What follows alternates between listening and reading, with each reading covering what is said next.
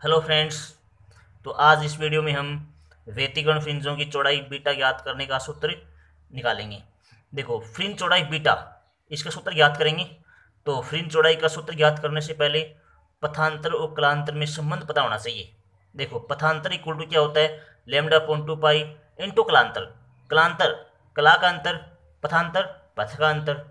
तो पथांतर equal to lambda upon 2 pi into कलांतर। तो अपन यहाँ से कलांतर इक्वल टू निकाल सकते हैं, तो इसको आगे भेज देंगे, 2 पाई पौने लेमडा बन जाएगा। तो कलांतर इक्वल टू भी आ जाएगा 2 पाई पौने लेमडा इंटू पथांतर। तो इन दोनों में से एक याद होना चाहिए, चाहे ये वो याद हो चाहे ये वाला याद हो। अगर एक याद है तो दूसरा अपने आप आ जाएगा। तो देखो, यदि अपने को कलांतर याद है तो पथांतर निकाल सकते हैं। तो अपने को पता है कि समपोषी व्यतिकरण के लिए कलांतर क्या होता है और विनाशी व्यतिकरण के लिए कलांतर क्या होता है। समपोषी के लिए कलांतर क्या होता है, 2n पाई, और विनाशी के लिए कलांतर क्या होता है, 2n+1 पाई। देखो, दोनों का कलांतर अलग अलग होता है। तो समपोषी का कलांतर क्या होता है, 2n पाई, विनाशी का होता है 2n+1 पाई। तो दोनों मान रख देंगे। तो समपोषी व्यतिकरण के लिए पथांतर इक्वल टू क्या आ जाएगा, lambda upon 2 pi into 2n पाई। तो पाई से पाई कट जाएगा, 2 से 2 कट जाएगा, कितना बचेगा, एन लेमडा। और देखो, वैसे ही देखो, विनाशी व्यतिकरण के लिए पथांतर इक्वल टू क्या आ जाएगा, लेमडा अपॉन 2 पाई 2n+1 पाई। तो वो यहाँ तो होता है समगुणज, अपन पहले पढ़ चुके हैं भाई। फाई इक्वल टू क्या होता है, 2n पाई होता है, पहले पढ़ चुके हैं। और यहाँ पर फाई इक्वल टू क्या होता है, 2n+1 पाई, पहले आया हुआ है ये मैंने पिछले वीडियो में ये पॉइंट करवा दिया था। तो 2n पाई समगुणज और ये भी समगुणज। तो देखो, यहाँ पर पाई से पाई काट दिया, 2 से 2 कट गया, तो कितना बचा है, लेमडा। वही बात यहाँ करनी पड़ेगी, पाई से पाई कट जाएगा, कितना बचेगा, 2n+1 लेमडा बाई 2 बच जाएगा। तो देखो, ये होता है कलांतर 2n पाई 2n+1 पाई, और ये होता है पथांतर n lambda 2n+1 lambda by 2। तो दोनों आपको याद होना चाहिए, और ये इसका फॉर्मूला होता है, ये भी आना चाहिए। अब देखो, नेक्स्ट करते हैं फ्रिंज चौड़ाई बीटा ज्ञात करने का सूत्र। तो देखो, यहाँ पर एक चित्र बनाया हुआ है, डायग्राम है ये। तो ये स्रोत है, ये क्या है, प्राथमिक स्रोत है, यहाँ से तरंगें निकलती हैं। ये प्राथमिक स्रोत एस हो गया। जब ये तरंगें यहाँ पर टकराती हैं, S1 व S2, तो यहाँ पर एक द्वितीयक स्रोत बन जाता है। दो द्वितीयक स्रोत हैं, S1 व S2। ठीक है, तो S तो है प्राथमिक स्रोत और S1 S2 क्या है, द्वितीयक स्रोत है। और इन स्रोतों से द्वितीयक तरंगिकाएं निकलती हैं, S1P, और यहाँ से निकलती है S2P। और दोनों तरंगें अध्यारोपित होकर के बिंदु P पर क्या बनाती हैं, व्यतिकर्ण प्रतिरूप बनाती हैं। तो बिंदु P पर क्या बन जाएगा, व्यतिकर्ण प्रतिरूप बन जाएगा। जैसे कि मान लो दीप्त फ्रिंज बन रही है, एदित फ्रिंज बन रही है, जो भी बन रही है, लेकिन वो व्यतिकर्ण प्रतिरूप बन जाता है। और इस बिंदु P की जो दूरी है केंद्र से, केंद्रीय फ्रिंज से जो दूरी है वो कितनी, x है। ये दूरी x है, केंद्रीय फ्रिंज से बिंदु P की दूरी कितनी है, x है। अब देखो, यहाँ पर दोनों तरंगों के मध्य कुछ ना कुछ पथांतर है। S1P और S2P के मध्य कुछ ना कुछ क्या है, पथांतर है। क्योंकि पथांतर क्यों है भाई, देखो, इसका पथ कम है, ये दूरी कम है S1P, और ये S2P दूरी थोड़ी ज़्यादा है, थोड़ी सी ज़्यादा नहीं। तो S2P थोड़ी ज़्यादा है, तो S1P और S2P में कुछ ना कुछ क्या आ गया, पथांतर आ गया। क्योंकि देखो, ये S2A यहाँ से लेकर यहाँ तक इतना अधिक पथ हो गया इसका। देखो, इससे आगे ना, इससे आगे दोनों बराबर हैं। एस S1A से आगे दोनों बराबर पथ तय कर रही हैं, S1P और AP दोनों बराबर पथ हैं। और फर्क कहाँ आ रहा है, सिर्फ फर्क यहाँ पर आ रहा है S2A। ये पथ अधिक तय कर रही है, कौन सी तरंग, ये वाली तरंग। S2A जो पथ है वो अधिक तय कर रही है। तो अपने को ये पथ ही निकालना है कि कितना पथांतर हो गया, तो कितना अधिक पथ तय कर रही है, S2A पथ अधिक तय कर रही है। ये हो गया पथांतर डेल्टा। ठीक है, देखो, पथांतर ज्ञात करने के लिए हमेशा लंब डालते हैं भाई। पथांतर ज्ञात करने के लिए क्या करते हैं, हमेशा लंब डालते हैं। तो इस बिंदु से मैंने इस बिंदु पर लंब डाल दिया, यहाँ से इस तरंग पर लंब डाल दिया। तो लंब क्या है, S1A है। लंब क्या है, S1A। और किस पर डाला गया है लंब, ये S2P के ऊपर लंब डाला गया है। तो ध्यान रहे, S1A लंब किस पर है, S2P पर लंब है। ठीक है, अब देखो, यहाँ पर जो दोनों तरंगे हैं ना, दोनों तरंगे जो हैं वो समान कोण से झुकी हुई हैं। दोनों तरंगें क्षैतिज से समान कोण बनाती हैं। देखो, थीटा यहाँ पर कोण बना हुआ है, क्षैतिज से थीटा कोण बना हुआ है, और दोनों तरंगों का जो कोण है वो समान है। ठीक है, क्योंकि समान क्यों है, क्योंकि जो ये दूरी है वो बहुत अधिक है। तो इन दोनों तरंगों को अपन समांतर मान सकते हैं। तो इन दोनों तरंगों को अपन समांतर मान सकते हैं। तो तो अगर ये वाला एंगल थीटा है तो ये भी थीटा एंगल बनाएगी, ये भी थीटा एंगल बनाएगी। तो तो दोनों तरंगें समान कोण से झुकी हुई हैं, दोनों तरंगे समान कोण से झुकी हुई हैं, एक्स अक्ष के साथ है, ये भी थीटा कोण से झुकी हुई है, ये वाला भी एंगल यहाँ पर भी थीटा मान सकते हैं अपन, यहाँ भी थीटा है, और यहाँ भी एंगल क्या है, थीटा मान सकते हैं। तो दोनों तरंगे समान कोण बनाते हैं, थीटा और थीटा हो गया। तो देखो ये वाला एंगल थीटा है, ये लंब मैंने डाल दिया यहाँ पर थीटा, जो S1 ये लंब डाल दिया, और लेमडा डेल्टा क्या हो गया, पथांतर, तो डेल्टा पथांतर है, और थीटा क्या है, ये कोण से झुकी हुई है, ये लंब हो गया। ओ डैश क्या हो गया, केंद्रीय फ्रिंज हो गई। पी क्या है, जहाँ पर व्यतिकर्ण प्रतिरूप बनता है, और अक्षीय दूरी हो गई। और S1 S2 क्या है, द्वितीयक स्रोत है। और डी क्या है, इन दोनों स्रोतों के बीच की दूरी है, स्मॉल डी, दोनों तरंगों के बीच की दूरी है। और ये कैपिटल डी क्या है, कैपिटल डी क्या है, ये इसकी इसकी परदेश दूरी है, दोनों स्रोतों की परदेश दूरी है। तो ये पर्दा हो गया, ये यहाँ पर हो गया, तो ये परदेश दूरी कैपिटल डी हो गई। और ये ध्यान रहे ये स्मॉल डी होता है, दोनों स्रोतों के बीच की दूरी, इसमें मेन बात यही होती है। तो ये ओ है, ये ओ डैश है। अब देखो अपने को चाहिए क्या, अपने को अक्ष का मान निकालना है। अब देखो अक्ष का मान निकालने के लिए पहले यहाँ पर देखो ये वाला एंगल थीटा है, अगर ये वाला एंगल थीटा है तो देखो ये वाला एंगल यहाँ थीटा बना हुआ है, ये यहाँ थीटा है, क्योंकि थीटा यहाँ पर है तो थीटा भी यहाँ बनेगा। तो यहाँ थीटा है, तो ये पूरा 90 हो गया, ये पूरा 90 है यहाँ पर, देखो ये पता होना चाहिए, ये पूरा 90 है यहाँ पर, ये पूरा 90 है। तो अगर ये वाला थीटा है और ये पूरा 90 है, तो ये कितना बच जाएगा, ये वाला एंगल कितना बच जाएगा, ये वाला 90 माइनस थीटा बच जाएगा।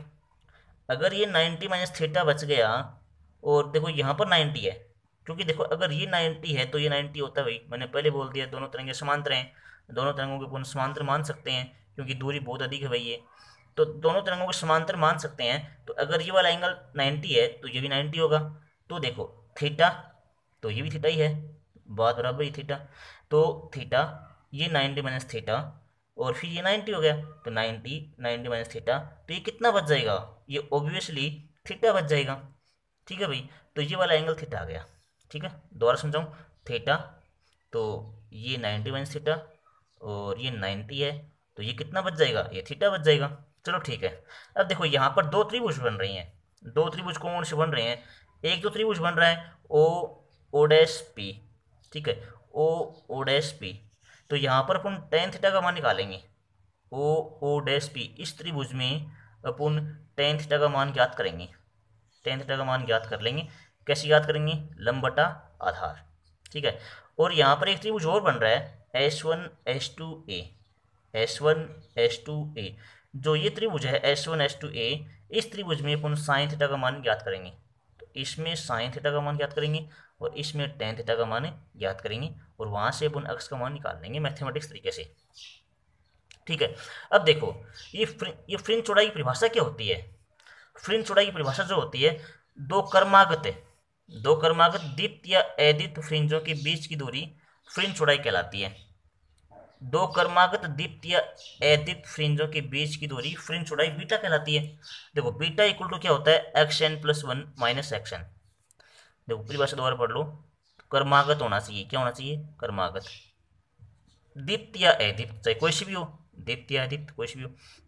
देखो यहाँ पर ये है दीप्त, अदीप्त, दीप्त, तो दो कर्मागत हो गई ना, दो कर्मागत दीप्त, ये दीप्त दीप्त, तो दोनों के बीच की दूरी कितनी होती है, बीटा होती है, बीच की दूरी बीटा कहलाती है भाई, लिखा हुआ है। वैसे देखो ये अदीप्त है, इसको मैंने अदीप्त बोल रखा है, अदीप्त अदीप्त, तो दो कर्मागत अदीप्त फ्रिंजों के बीच की दूरी वही बीटा होती है, दोनों बराबर बीटा होती है भाई। तो चाहे कोई सी भी हो, दीप्त हो या अदीप्त हो, लेकिन कर्मागत होने चाहिए, दो कर्मागत दीप्त या फिर दो कर्मागत अदीप्त फ्रिंजों के बीच की दूरी बीटा कहलाती है।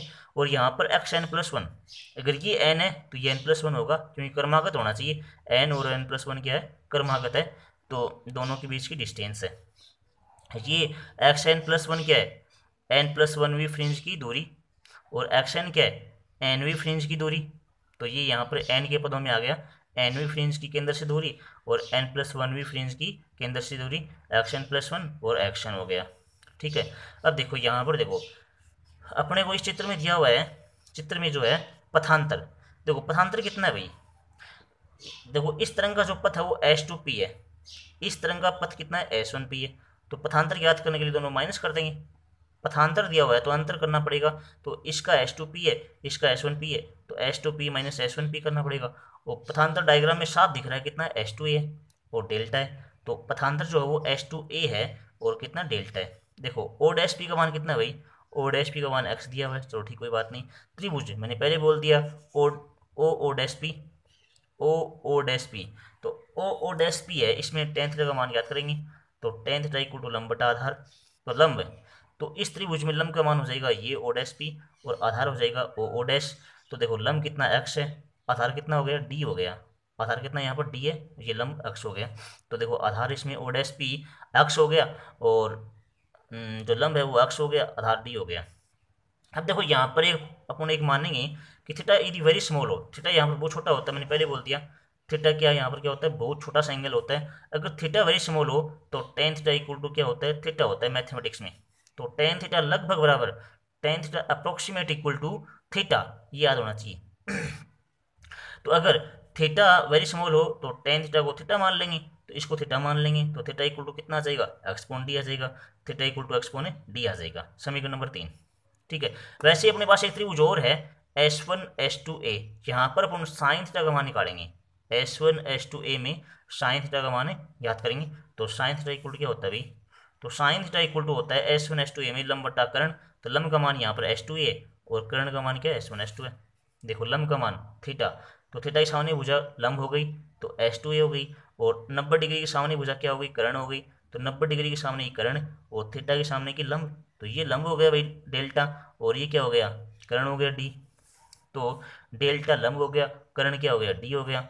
ठीक है, तो वही बात यहाँ पर करेंगे, थीटा वेरी स्मॉल है तो साइन थीटा थीटा की इक्वल टू होता है, तो साइन थीटा थीटा की equal to tan theta theta की इक्वल टू, तो दोनों बात पता होनी चाहिए। देखो तो साइन थीटा को मैंने थीटा मान लिया, तो थीटा इक्वल टू क्या आ गया, लेमडा अपॉन डी आ गया, लेमडा अपॉन डी, समीकरण नंबर 4।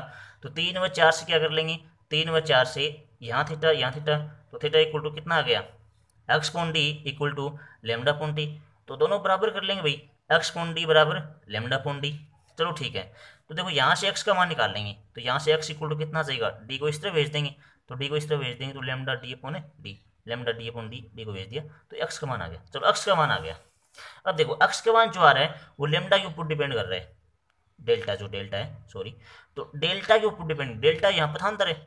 अब पता आपको पथांतर सबके लिए अलग अलग होता है, समपोषी व्यतिकरण के लिए पथांतर अलग होता है, विनाशी व्यतिकरण के अलग होता है, तो दोनों के लिए डेल्टा का मान अलग अलग होता है। तो यहाँ पर केस फर्स्ट करेंगे, क्योंकि जो अक्ष है वो डेल्टा के ऊपर डिपेंड कर रहा है, तो इसलिए केस फर्स्ट करेंगे चमकेली फ्रिंज के लिए। समपोषी व्यतिकरण के लिए तो पता होना चाहिए, समपोषी व्यतिकरण के लिए पथांतर कितना होता है, delta equal to n lambda, हम अभी भी निकाल के आए हैं। डेल्टा इक्वल टू कितना होता है, एन लेमडा होता है, इसमें डेल्टा इक्वल टू कितना होता है, ये अब बाद में काम में लेंगे, तो अभी ये वाला काम में ले रहे हैं, delta equal to n lambda काम में ले रहे हैं। देखो तो समपोषी व्यतिकरण के लिए डेल्टा इक्वल टू कितना होता है, एन लेमडा, तो यहाँ पर देखो समीकरण 6, तो ये डेल्टा का मान समीकरण 5 में रख देंगे, यहाँ पर डेल्टा का मान समीकरण 5 में रख देंगे। तो एक्स एन चमकीली, देखो एन वी मैंने यहाँ पर एन वी फ्रिंज मान ली है, ये एक्स था भाई, इसमें यहाँ पर कुछ नहीं था, इसको मैंने एन वी फ्रिंज मान लिया कि एन वी फ्रिंज की ये एक्स दूरी है, तो यहाँ पर एक्स एन मतलब ये एक्स है ही एक्स है ही, लेकिन एन वी फ्रिंज के लिए है, तो मैंने इसको एक्स एन चमकीली बोल रहे हैं अपन यहाँ पर चमकीली, तो एन वी चमकीली फ्रिंज की दूरी है एक्शन। तो यहाँ पर डेल्टा का मान रख दिया भाई, डेल्टा का मान क्या है, एन लेमडा है, तो n lambda D upon d, तो डेल्टा का मान समीकरण 5 में रख दिया, n lambda D upon d, ये एक्शन चमकीली आ गया। वैसे ही एक्शन प्लस वन चमकीली क्यों करना पड़ेगा, क्योंकि भाई बीटा निकालना अपने को, तो बीटा निकालने के लिए अपने को एक्शन प्लस वन पता होना चाहिए और ये एक्शन पता होना चाहिए, तो एक्शन प्लस वन याद करेंगे। तो वैसे ही एक्शन प्लस वन चमकीली फ्रिंज के लिए, तो यहाँ पर एन की जगह क्या रख देंगे भाई, एन प्लस वन रख देंगे, एन की जगह एन प्लस वन रख देंगे, और बाकी सेम टू सेम रहेगा, लेमडा डी और डी सेम टू सेम रहेगा, एन की जगह रख दिया एन प्लस वन, तो ये एन प्लस वन चमकीली, ये एन चमकीली। तो फ्रिंज चौड़ाई का फॉर्मूला क्या होता है, x n plus one minus x n, क्या होता है, x n plus one minus x n, दोनों किसके लिए कर रहे हैं, चमकीली फ्रिंज के लिए कर रहे हैं। तो देखो यहाँ पर दोनों का फॉर्मूला रख दिया मैंने समीकरण 8 और 7 से, तो 8 और 7 से मान रख दिया, तो देखो मैंने n plus one lambda D upon d minus n lambda D upon d मान रख दिया। तो इसमें कॉमन क्या आएगा, इसमें कॉमन आ जाएगा lambda D upon D common आ जाएगा, तो कितना बच गया, एन प्लस वन बच गया, यहाँ पर एन बच गया, तो एन से एन कट जाएगा, कितना बचेगा भाई, एक बचेगा, तो लेमडा डी अपॉन डी, तो फ्रेंच चौड़ाई बीटा इक्वल टू क्या हो गया, लेमडा डी अपॉन डी आ गया। तो तो ये फॉर्मूला बाद में न्यूमेरिकल में काम में लेंगे। Thank you.